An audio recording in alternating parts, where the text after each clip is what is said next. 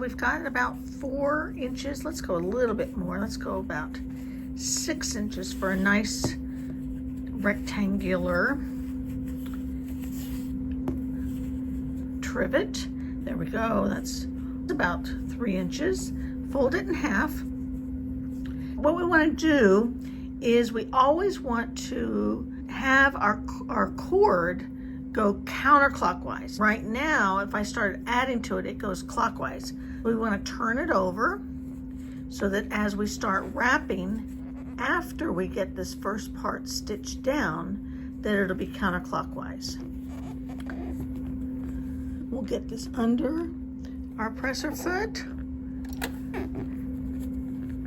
And we've got it set again at our wide zigzag with a long stitch. And remember, we always can go back and stitch more if we'd like. I'm going to go ahead and wrap a little bit more of the fabric here so we're ready. Okay, so I'm going to keep going to the end here. Needle down.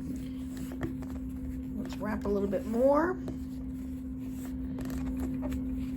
I just feel like needle down helps keep it a little more secure. Okay, we'll lift up a little bit, and now we're going to start turning. And it's a little tricky here. We've got it on the outside edge, and now we'll want to go ahead and start turning again. And we'll start sewing that first round around our center rectangle that we started. A little bit more here, and then we'll sew right into that corner. Got it. Let's see, can I just turn it a little bit? Turn it a little bit.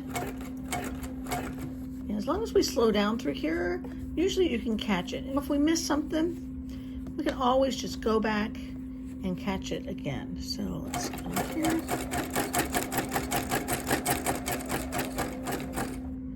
There we go. You see that this end didn't tuck in quite well?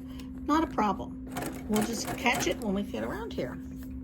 There's really no way you can make any mistakes on this. It's really something when you just feel like stitching and not being perfect. See, we can just catch that right now. And all is good. Now I'll start adding some of my other fabrics in my pile here for this one.